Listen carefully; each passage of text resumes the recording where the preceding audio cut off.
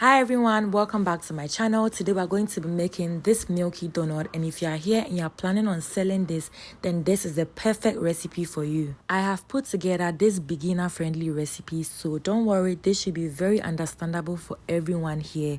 And if you're facing any challenge with this at all, you can decide to DM me everywhere on my social media, okay? Let's get started. To make donuts, you're going to use your bread flour or hard flour. And if you don't have any of those, you can use all-purpose flour, but not soft flour. Now, this is how your flour should look when you're using a measuring cup to fetch it. So I added 5 cups of my hard flour, and I'm going to add half cup of sugar, quarter cup of milk powder, and then 1 tablespoon of yeast. Now I'm going to add half tablespoon of my salt. Make sure the salt and the yeast don't come into contact. Then you're just going to mix everything together like this, just so you can get your dry ingredients put together before you add in your wet ingredients. It's very important to do this, okay? Now I'm just going to add in 2 eggs. I'm going to add in 60 grams of butter. This is equivalent to quarter cup, okay? So I'm going to add in 1 1/4 cup of water, and then you are going to make your dough. I have listed all the ingredients and the measurements in the caption. Please check it out. Making the perfect dough requires consistent practice, but for a beginner, you should know that there are 3 ways you can make your dough. You can either hand knead the dough, or you can use your stand mixer, or you can use a food processor, a bread machine, or even a very good blender. But we're just going to use a stand mixer for this because we want a stretchy dough, and to get a stretchy dough, it requires a lot of kneading. So I'm going to be kneading this for 30 minutes, and if you're using your hand to knead it, then you need to knead it for about an hour or an hour and 20 minutes. That's a lot of time. So if you think that'll be very stressful for you, if you have a very good blender, just transfer this into your blender and then blend it in bits for 30 minutes. Remember, the goal is to get a stretchy dough, so no matter what, you should achieve that. Now, I've been kneading my dough for close to 35 minutes, and now I'm going to sprinkle some flour on my worktop, transfer my dough onto it, and then continue kneading and stretching it for extra 20 minutes because we want a very stretchy dough. This will help you get the perfect donut. Trust me, if you don't do this, your donut is not going to come out well. You can see that I'm hitting the dough on my worktop. This is to help the dough get a very light texture when you fry it so that it won't be too heavy, okay? Now you can see my dough is looking perfect. It looks so smooth. And if you want to see if your dough is a good one, if you press on it, it should bounce back, and that's when you know that you're on the right track. Or if you stretch it, it shouldn't tear immediately, just like this. Now I'm just going to add in some oil to my bowl and then add in my dough to it and allow it to rest for an hour so that it can proof and double in size, okay? It is very important to allow your dough proof. This is to activate the yeast in it and then allow it to also double in size properly for your recipe, okay? So just cover it with a napkin, a foil, a cling film, anything at all, and allow it to sit for an hour. Now an hour later, this is what we have. You can see that the dough has doubled in size. You're just going to punch the air out of it and transfer it back onto your worktop and start making your round shapes. At this point, you are almost there, okay? Don't be worried. This is not hard. Just that for a beginner, you may struggle a bit, but it shouldn't worry you at all. Now flatten the dough, and then you're just going to cut it into sizes and then start to measure. If you want the beautiful outcome, you should measure with a measuring scale just so you can get equal sizes. So I'm going to go with 75 grams. So you're going to measure till you get the 75 grams, and then you take it out of your measuring scale. Repeat the same process for all the others, and that's it. We have measured everything 75 grams throughout, and I'm just going to make my round shape, and this is the method I'm going to use, okay?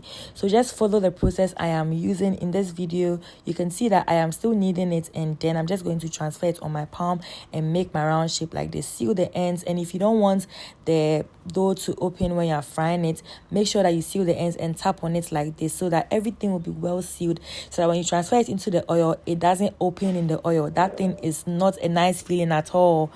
I'm just going to turn it and then flatten it out like this. Repeat the process for the others, and then make sure you seal the ends because that part is a very critical part. If you don't seal the ends well, it's not going to look nice when you fry it, okay? All you need to do is to tap till it becomes sealed, and there you have it, your perfect round shape. Flatten it out, continue to do the same for all the others, and you have it right, okay? In case you're wondering the difference between donuts and Ghanaian buns or fruits, there's no major difference. The only difference is the shapes, or how we make the round shapes, and then the method of frying, okay? The ingredients are the same. Maybe this will have less sugar than fruit, okay? So this is another method you can use. You're just going to cut the ends from it like this, transfer it onto your palm, tap, the same thing, and there you have it, your perfect round shapes. Once you're able to get through with this stage, trust me, your donut is going to come out so well. If you make mistakes making the round shapes, trust me, your effort will be really in vain, because when you fry it, they will be opening in the oil, and you wouldn't want that, trust me. So don't do that. Now I'm just going to flatten the dough out on my baking tray just to get that donut shape, and I'm going to sprinkle some flour on this, a lot of flour, because that is what is going to help you fry when you're frying it. Okay, now you're just going to allow this sit for extra 30 minutes so that it can double in size, so that it can look very good when you fry it. For a beginner, you can decide to cut some baking paper and then put the dough on it individually, so that when you're transferring it into the oil, you wouldn't struggle. 30 minutes later, our dough has doubled in size. It's airy enough. It looks perfect. You can see that it is ready to be fried. Oh my god. When you get to this stage, trust me, you have achieved a lot.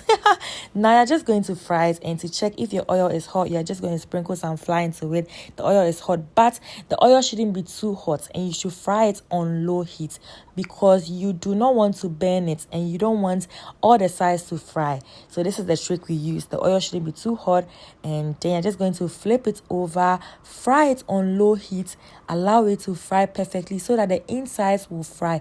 Otherwise, if you fry it on high heat, it will burn, and when you open it up, your insides will be soft, and you wouldn't want that at all. So fry on low heat on each side, and you have your perfect donut ready. Guys, look at how this looks. It looks so good. When you go through this process, you're going to get exactly this.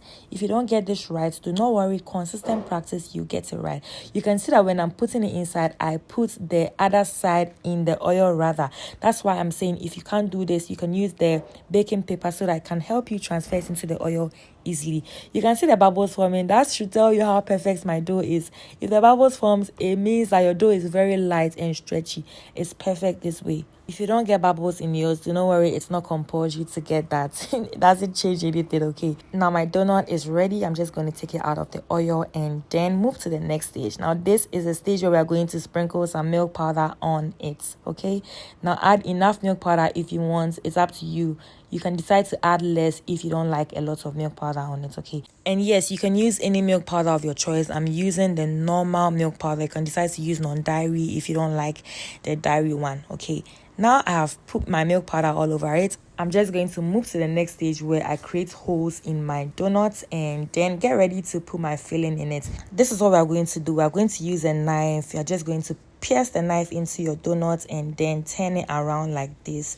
You know, twist it and then remove it. That's it. I'm going to be making a very simple filling. This is my whipped cream powder. I'm going to take 1 cup of it, 1/4 cup of condensed milk, and then I'm going to add in about 1/2 cup of fresh milk, or you can use water. And if you don't have whipped cream powder, then you can use your normal needle to make this. It will still come out well, just that you need to whisk it for a long time. Now I'm going to whisk my cream mixture, and this is what we have. It looks so creamy. If you don't get a whipped cream powder and you still want to use whipped cream, then you can use the normal whipped cream, the liquid one, okay? That way you just add that liquid one and then you add a condensed milk. You don't need to add any water or any milk mixture, okay? Now this is how my cream mixture looks. It looks perfect. Now I'm just going to put this in my piping bag and then transfer this back into my donuts. You don't need a piping bag to do this. You can use a rubber or anything at all that can make you pour this into your donut, okay? But a piping bag helps you get the perfect look, and so it's just advisable to use that for those who want to sell it, okay? Now that's it. My donut is ready. It looks so good. It looks beautiful, and I can't wait for you guys to try it as well. Now I'm just going to show you how it looks on the inside. Can you see how this looks? So pretty. You can make any other filling of your choice if you like. I can teach you more of that later. Now I'm going to open this up, and you can see how stretchy this looks. I hope you guys try this recipe. When you do, let me know how it goes. Bye.